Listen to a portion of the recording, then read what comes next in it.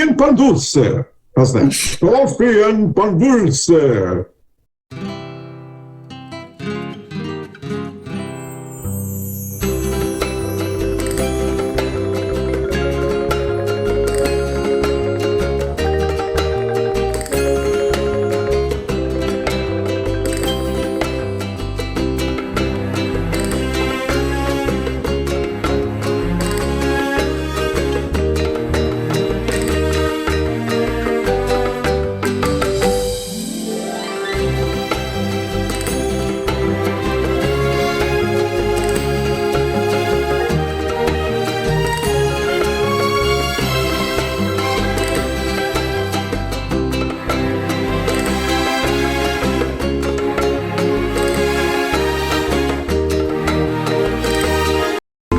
Hey, I'm Christian Cano. You're the co-host. My buttons are Moms Demand Action, Gunsmiths Legislation, Healthcare for All, Medicare for All, and also in my heart, Black Lives Matter on behalf of Joe Oldham, who's a guest of ours who passed away last year.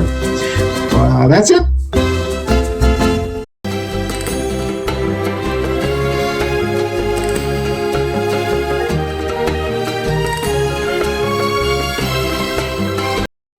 Hello, this is James Gunn. I am a community advocate here in Charlotte, North Carolina for LGBT women's rights with the National Organization for Women, gun sense laws with Moms Demand Action, and anything that extends equity to all. Thank you.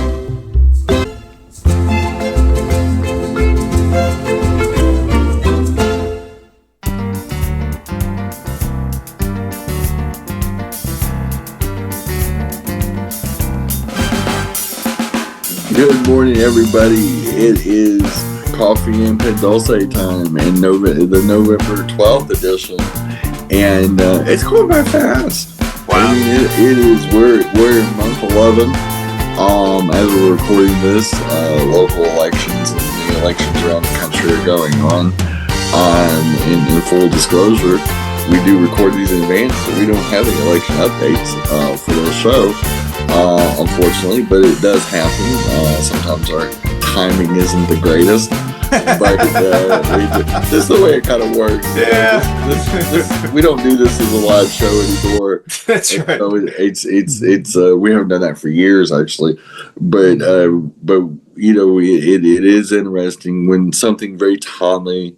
You know, and it's not a mid-election or a presidential election, so it's not really that big of a deal. Yeah. But there are just some significant races going on, among other things, that you know, by the time this comes out, they'll already be over and the votes will be counted and that sort of thing. So as far as the show's concerned, we won't be able to analyze that till almost Thanksgiving. Yeah. But anyway, no big deal. There's tons of stuff to talk about, including the interesting topic today. But Christian, take it away. Let's go for it. Exactly. As Gersemi said, welcome everyone. This is Coffee and Pan Dulce. I'm Christian County, one of your co-hosts from All Points, North Carolina. Gersemi is from West Hollywood, live from West Hollywood. East Coast, West Coast. We're glad to be representing both coasts.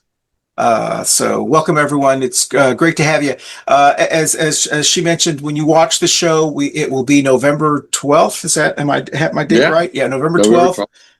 So the year is going by. I'm not unhappy. I want the year to hurry up because I'm ready for the midterms to save America. But as she mentioned, the day that we're actually recording this show, there's the local elections and some governor elections and some New York City mayor election, one of the big ones. Plus, in your state, they're doing the hopefully also to save democracy.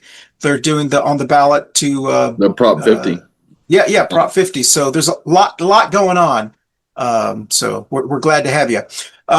I do want to just mention to you, just if you are visual, thank you for those who are watching us on Facebook and YouTube and the thousands who listen to us on your favorite audio podcast platform. If you're one of the Gen Xers or the old millennials that still like to watch shows, and a lot, some of the younger millennials and the baby Zs also, watch as well. Depends on what your learning style is. I want to apologize once again. I'm still recovering from a doodad on my face, so don't be shocked. It's good. I got to learn how to use concealer I guess maybe is that something that you would think that I would know that by now, but or maybe I should give JD Vance, Lady Vance a call and get some makeup advice. What do you think? Yeah. Well, I mean about couches or makeup. Yeah. He seems to be an expert. He's definitely an expert. Plus, I don't know if you heard that. Okay, I don't want to go to the rabbit hole. All right, I'm going to stay. I'm going to stay focused on this show. Okay, today's title, as Gersemi said, is a very interesting title. It's called "Is Hedgecock the Gayest Secretary of Defense in U.S. History?" We're going to ask this question because he's a big old queen, and for those who have Netflix, there's actually a series out that's called Boots. It's about kind of a don't ask, don't tell kind of thing about gays in the military. And if you watch Hedgecock, I call him Hedgecock. I don't know what his real name is. What is it? Hedgepeth or something? Yeah. Hedgehog or something like that. Anyway, I call him Hedgecock. So if you watch him, he's incredibly flamboyant.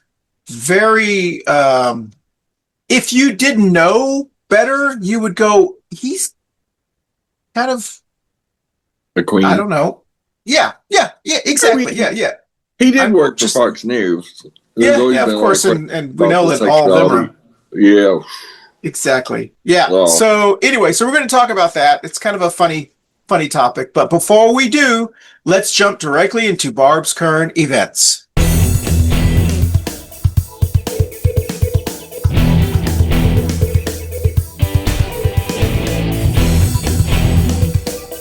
And this is Barb's current events.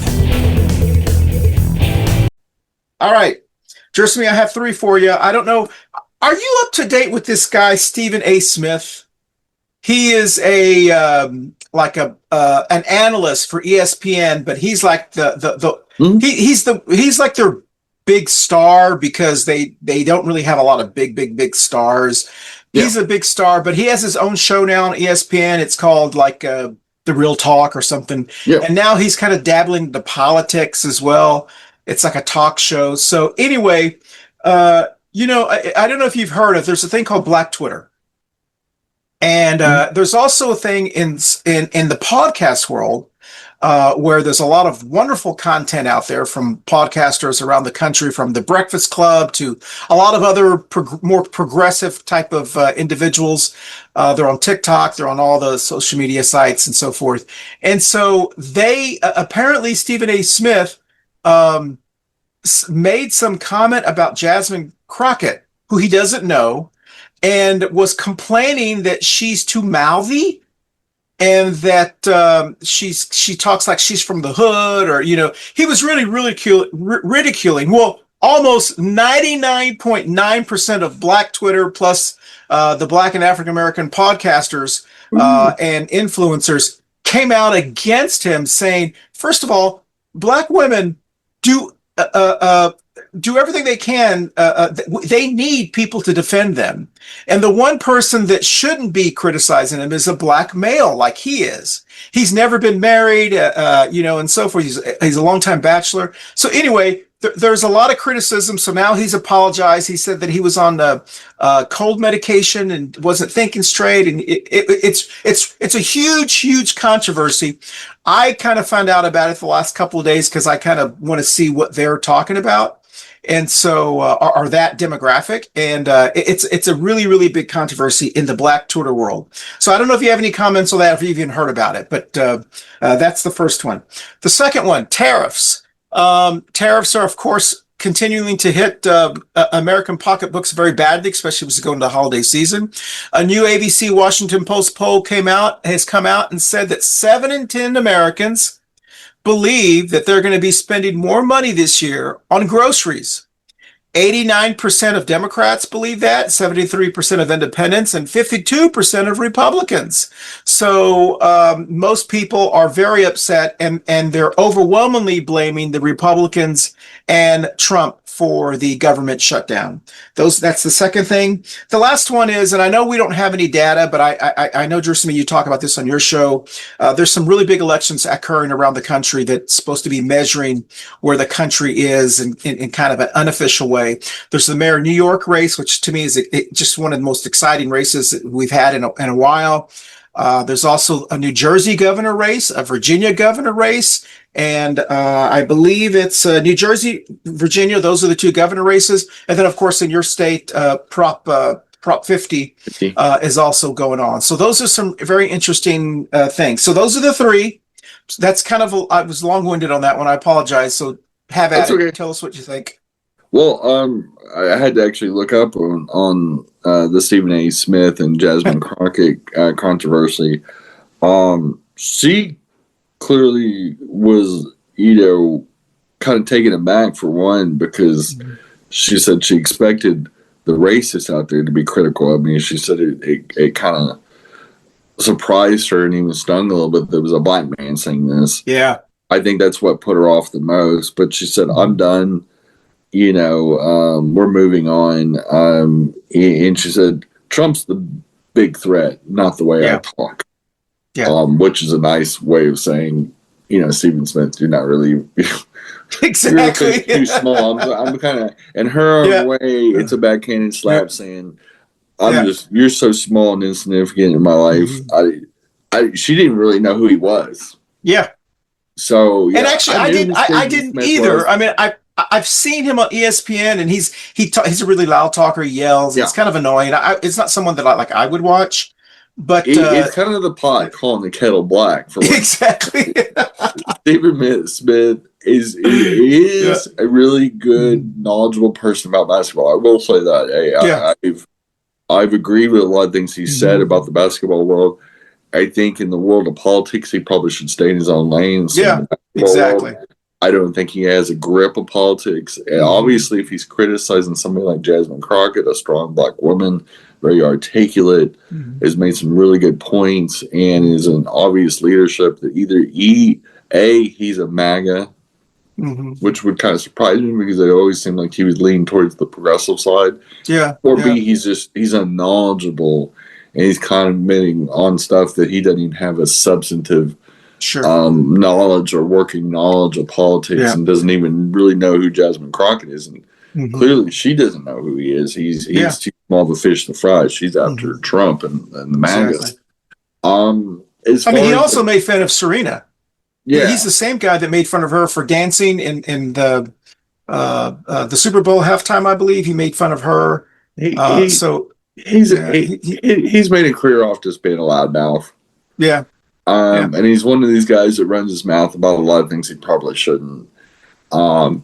He shouldn't be making comments about Jasmine Crockett. I mean, it's what he said was just stupid. I mean, I sorry to interrupt you. I heard a lot of the pushback from the podcast, especially the black podcast world, both men and women, but specifically with the women podcasters, and how we have to. And they were trying to put things in perspective and context. Stephen A. Smith is trying so hard to appeal to the white male ESPN viewer because he needs clicks. He needs to be popular amongst them.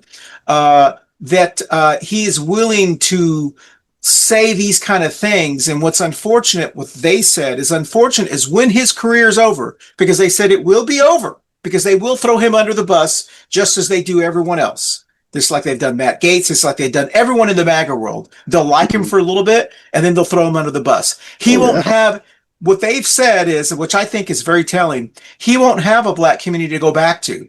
Because when he continues to burn these bridges, he will be a pariah amongst the community. And it is very short-sighted of him to be... anyway, I thought that was a very interesting... So I don't know if you have anything but the tariffs and the elections? As far as the elections is concerned, time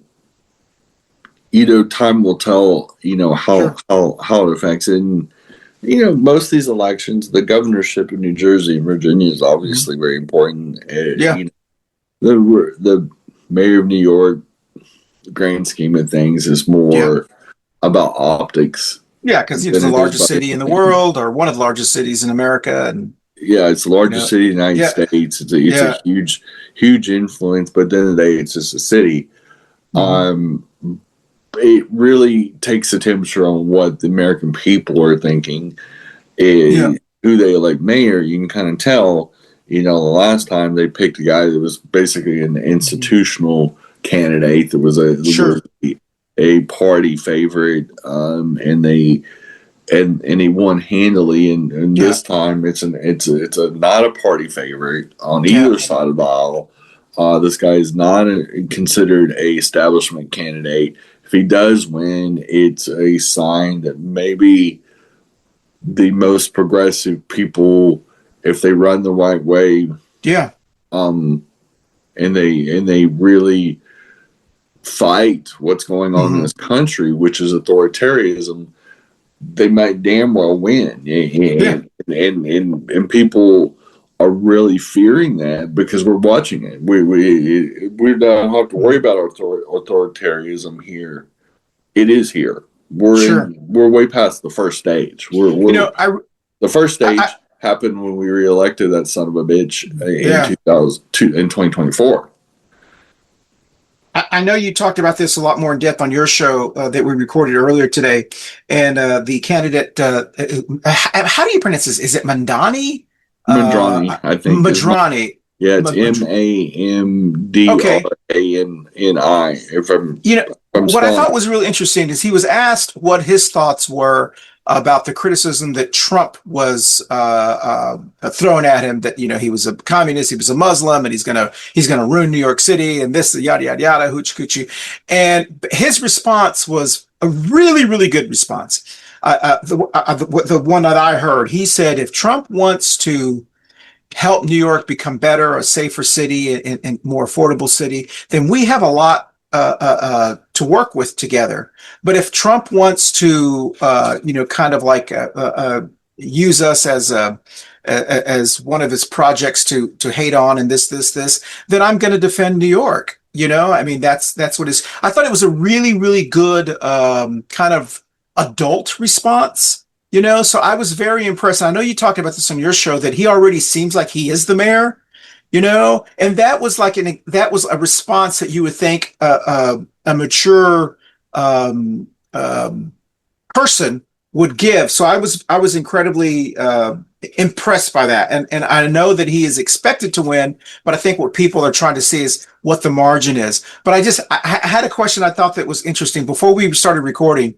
I did read an article where Hot Wheels Abbott said that.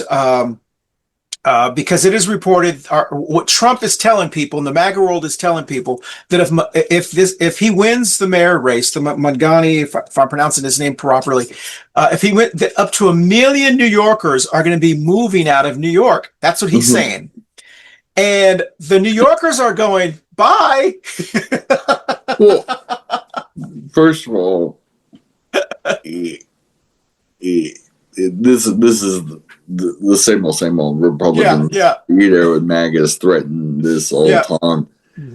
And New York's overcrowded anyway, and a million sluggos leaving is not really going to be bothersome. I think they'd much rather undocumented people move to New York than have Republicans living there. So I think the majority. One thing that in the QPAC poll.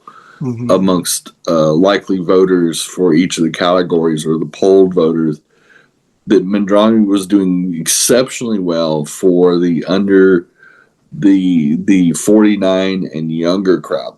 Oh, so wow. Primarily millennials and deal. He was an overwhelming choice.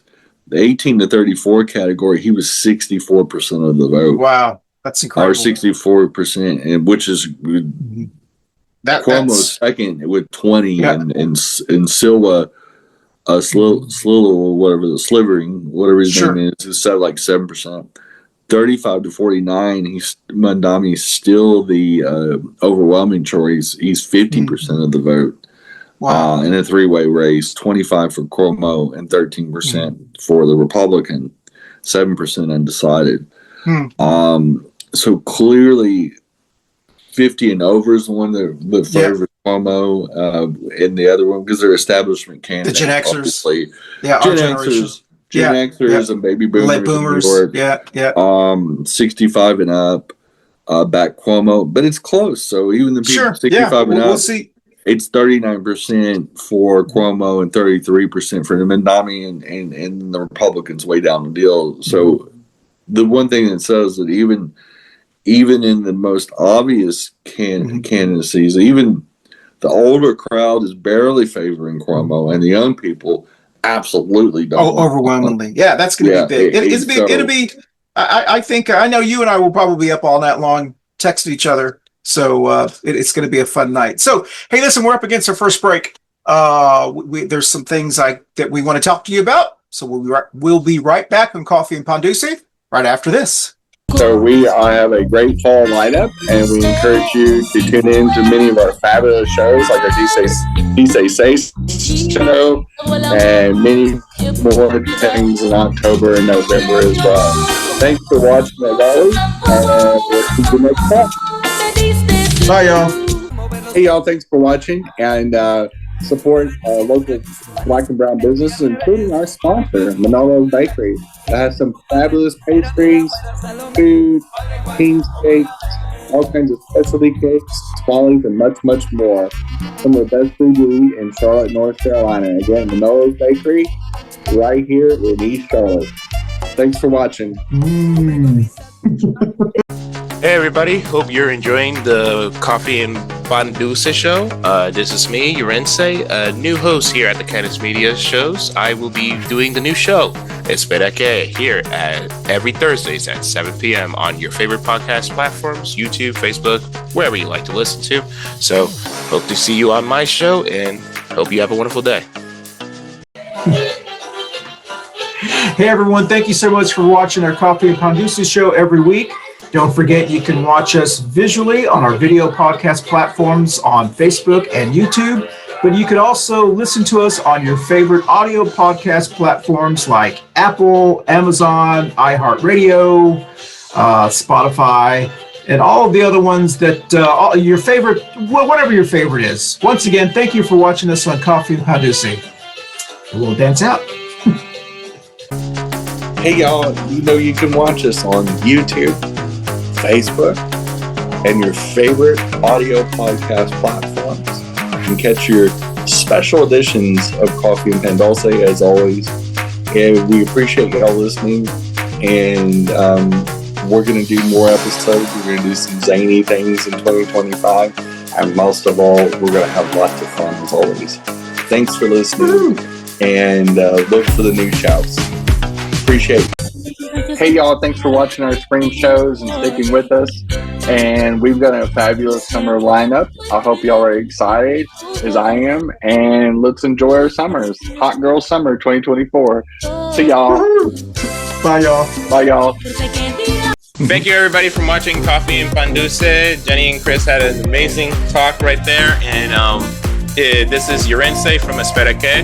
Our show is on Thursdays, 7 p.m. on every podcast places you get podcasts, podcasts, brain fart.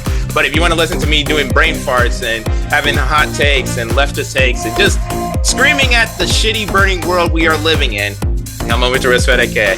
You're going to have a fun time. Welcome back, everyone. Thank you for staying with us. And so we're going to go directly into our topic. We're just going to spend a little bit of time on this because there's not a lot to talk about other than kind of what our opinion is.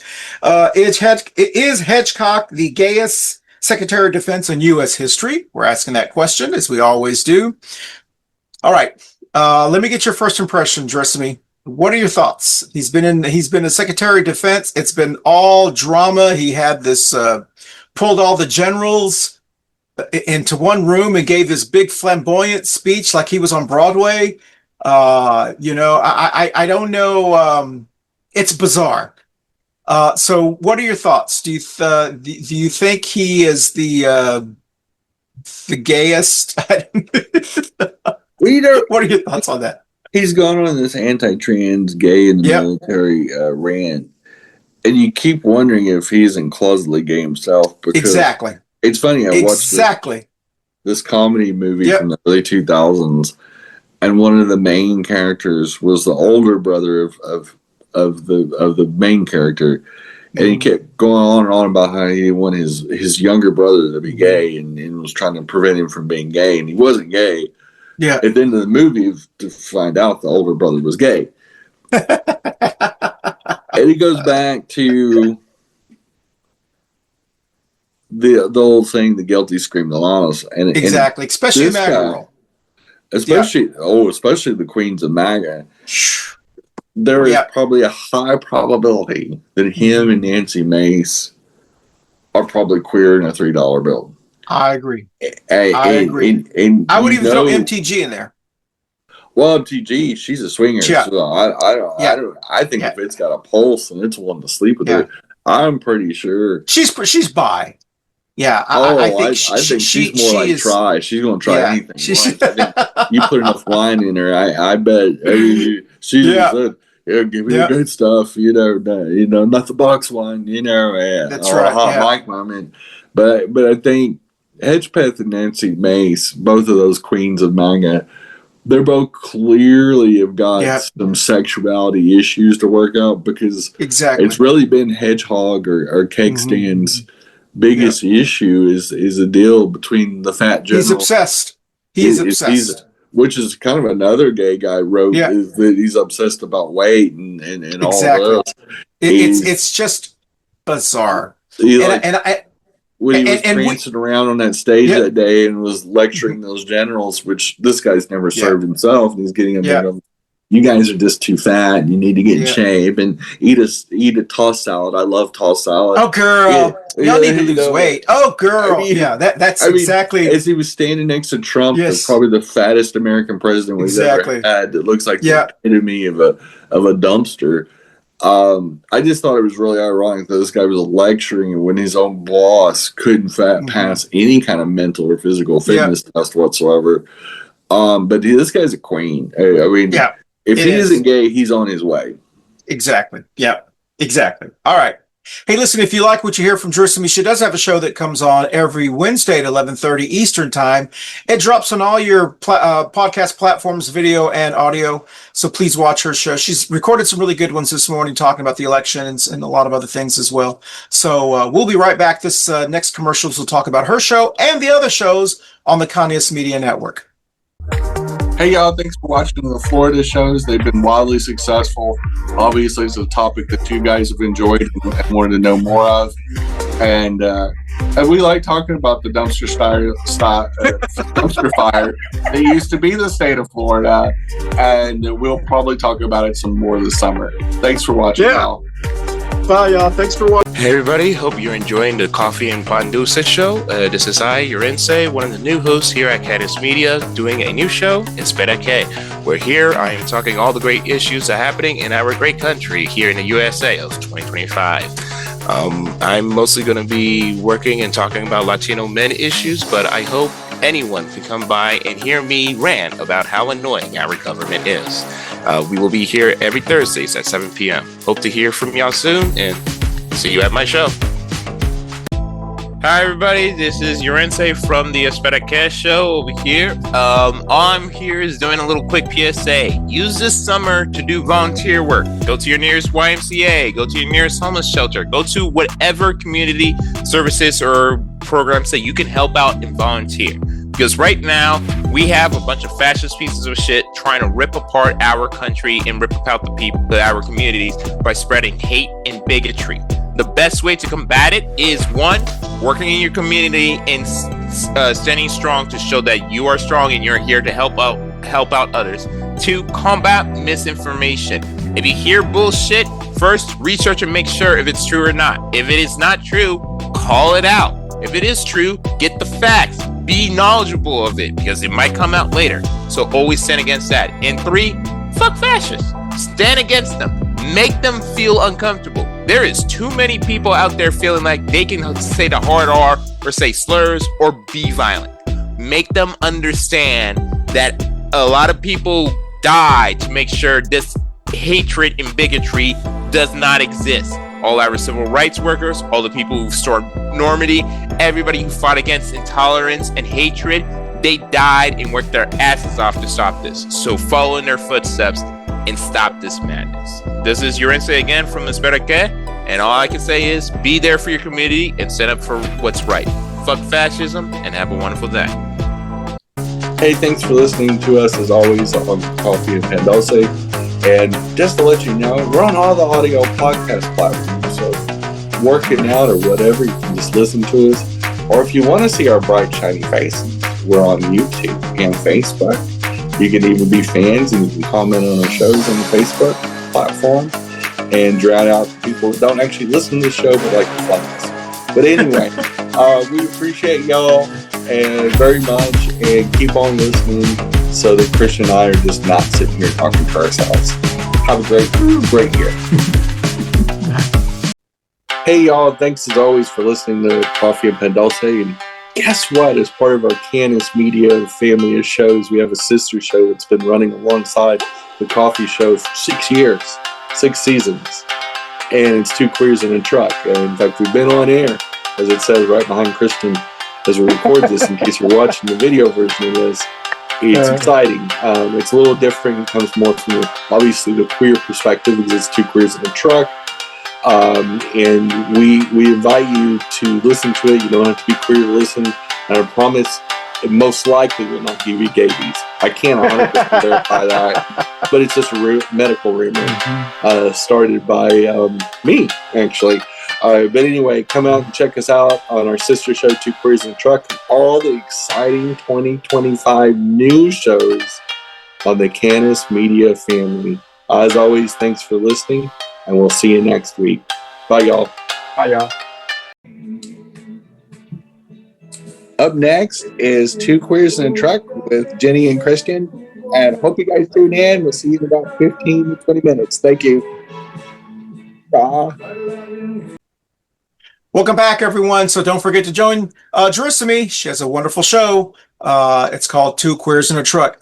Gersemi, I thought it was really kind of funny because I've been trying to get ready for our new shows that are going to be dropping at the first of the year, but also watching our shows over the last 8 seasons. This show and then your show has been on for 6 seasons now, and just watching how the podcast world has changed and how it continues to change and evolve over the last year, and the influence that podcasts have in our world of information. And so as I was watching one of them, I was remembering we had, and I mentioned this on your show, we had a guest of ours on one of the early shows of ours here. He was the former, or at the time, he was a former county commissioner in Mecklenburg County. You and I both lived in the Charlotte area, and he was Republican. And I like him a lot. Really entertaining person, kind of a Christian nationalist, but he was a little bit. Entertaining. There were some views that we were understanding and so forth. And he was running for Congress, and we went to go see him in one of the debates and so forth. And so with the East Wing thing torn down. And I have been posting a lot over the last couple of months, really trying to keep the buffoonery, the silliness, the jackassedness of Taco McCankle Tits in the eyes and the ears of the people who may not pay attention to it, who say, oh, I don't like watching the news, there's too much negative stuff. We have to keep informing them on what's going on so it doesn't become normal. What we don't want is them to say, everyone does this. No, not everyone's as crazy as Taco or Trump.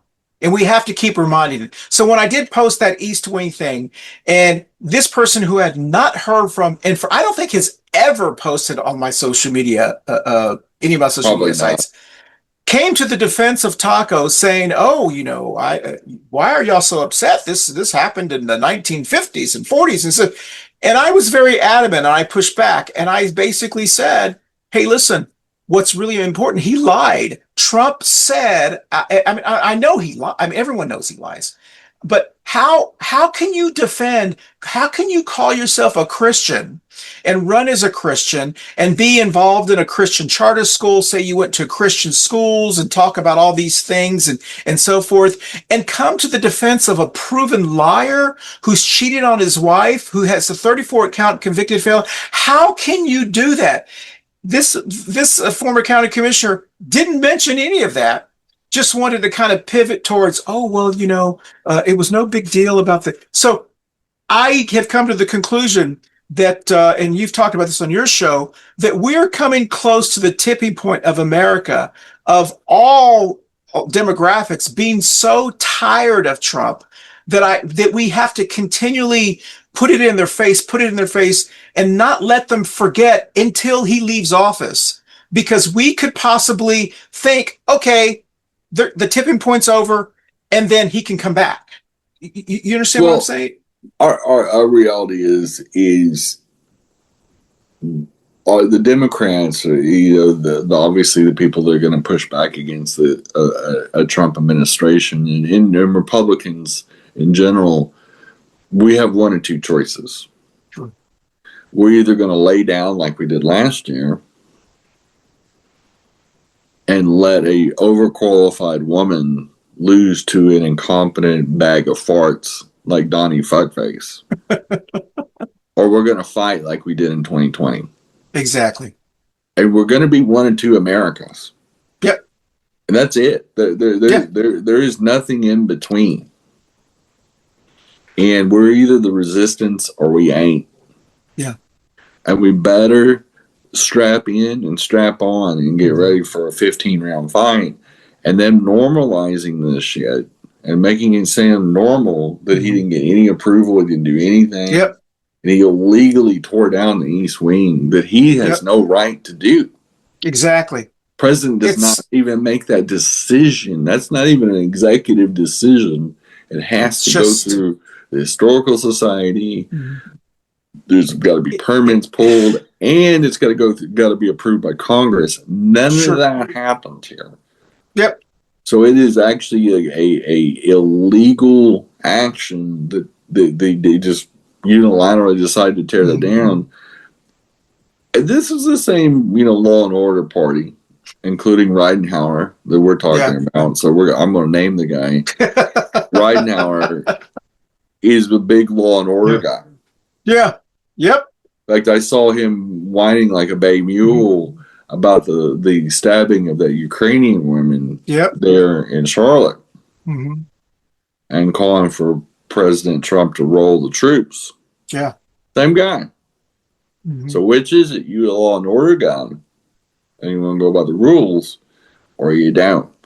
And we got to remind the hypocrisy of saying when it's okay for Republicans to break the rules, but it's not okay for Democrats. We have and what's also reminding them the hypocrisy, and Ridenhour is a hypocrite. Yeah, he's no, that's exactly true. But what's really telling for me, and this is just it's anecdotal.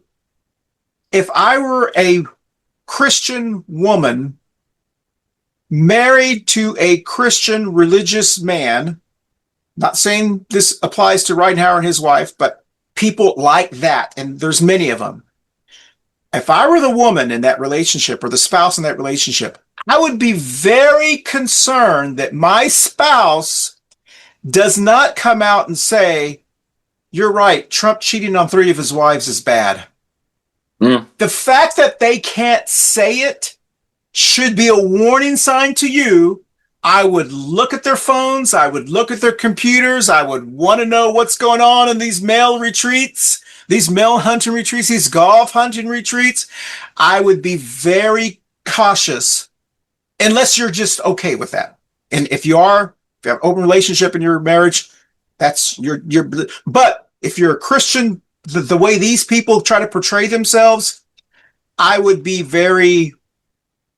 Just saying that. All right. So with that said, let's jump into the Pendejo Chronicles.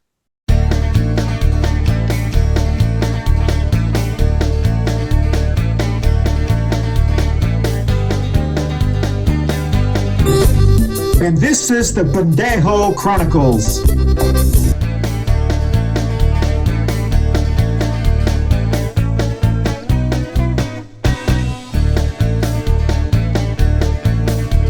All right, this week Pendejo of the Week is going to be Taco McCankle Tits, better known as Trump. This fool is trying to lecture, or has tried to lecture, soybean farmers who are losing their behinds with the tariffs, but also now trying to lecture the cattle ranchers in Texas and Nebraska and some of the other big cattle ranch or cattle meat states by saying they don't really understand how the cattle market works. So I don't know if you have any comments coming from Amarillo, Texas. No, but I just thought that was just the dumbest thing in the world. Between him and Holy Mike Johnson acting like nothing ever happens. Yeah. Holy Mike doesn't remember anything anymore. Jeff Tiedrick likes to refer to him as the limpest dick to ever yield a speaker's gavel. These people... these people just, sometimes you just gotta have to smile and go. So the ladies on the I've Had It podcast that I love, the ladies out of Oklahoma City, they call Mike Johnson Moses Mike. And then they also call Ted Cruz the most unfuckable person in the world. So I don't know about his wife, but Ted Cruz is man. I'm not going to comment the lady's appearance, but that's right. All right, let's jump into the Jenny Award. And this is the Jenny Award. Okay, here's the hero of the week, the Jenny Award. It goes to the mayor, the Democratic candidate for mayor in New York. And I apologize because I need to learn how to pronounce his name properly. Mandami. All right. He gets our hero. He has run an incredible campaign. Hopefully we will know when you watch this, you will know who has won that election. And I hope that other candidates who are out there looking to run for office in 2026 in the midterm, learn from him, learn you can be a progressive. You can even be very progressive on the scale in the Democratic Party and still be effective and still get people excited, and just because you have some progressive, or he's a democratic socialist, I believe is what he considers himself. He's not just running on the issues, but he's making sure people understand where he stands. Yeah, exactly. And with a lot of Democrats, and especially in a time when we need to know where somebody stands, we need to know very clearly who they are. Especially if you're applying for these jobs. Is that we need to know who you are. We need to see the fight in the dog. Sure. And we didn't really see it with Harris, and we didn't really see it with Hillary. And that's what we're looking for as Americans, is we want to be led, but we want to see a hero. We want to see somebody, no matter what your gender or your ethnicity, whatever. Clearly, we want to see somebody step up because we know tough times are coming. Yeah. We know we're in a tough time. And when the smoke clears, we want to know that you're that person on that shining hill on the city that's going to be our champion. Yeah. That if we're going to invest the time of voting, you need to seem invested too. Yeah. And that's what we asked for in America. We asked for that in 1980 when people voted for Reagan, when clearly he was the dumbest of the two candidates. Jimmy Carter was a compassionate, kind, intelligent man. But we picked somebody that was inspiration. Sure. And that's kind of how we vote. Unfortunately, Trump, the loudest voice in the room, is what we're voting for. And so we've got to have Democrats that can show they can fight. Yeah, exactly. Yeah. You made an excellent point. Well, listen, we're out of time. And so thank you for joining us, and we will see you next week on Coffee Pan Dulce. I guess we'll dance out. Bye, y'all. Bye, y'all. Hey, y'all. Thanks for watching Coffee and Pan Dulce. As always, we got Turkey Day coming up, Black Friday coming up. Gobble, gobble. Y'all be gobble. Y'all be safe out there. The shopping crazies will be out and about. But as always, be safe, enjoy the holidays, and find something important to do this holiday season. Find the reason for the season and learn maybe a new hobby or a skill or something. Bye, y'all. See you next week. Bye, y'all. See you next week. Hey, y'all. Thanks for listening to Coffee and Pan Dulce. And one of our big things is that if you missed any of our other shows, we are on Facebook. We're on Spotify. We're on Apple for the most part. And a bunch of other audio podcast platforms. So if you've missed us, come back. The water's fine. Dip on in. It's 85 degrees here in my imagination. But anyway, we have 332 episodes in the tank. You can pull up any of them. And most of all, we have fresh ones dropping most weeks. And we got 3 more shows coming. Be excited. But as always, thanks for listening to Coffee and Pan Dulce. And look forward to the 2025 season. Thanks, y'all. Hiya. Next up, thanks for watching Coffee and Pan Dulce. Next up is 2 Queers and a Track. Stay tuned. Coffee and Pan Dulce. How's that? Coffee and Pan Dulce. Sounds You great. sounded like a telenova. I mean, That's what I'm trying to. All I have to say is go. Yes. as a right. non-Spanish speaker.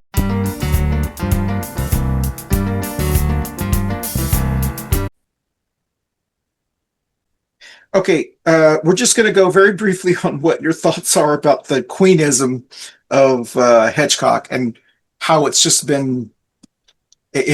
bizarre. He's very bizarre.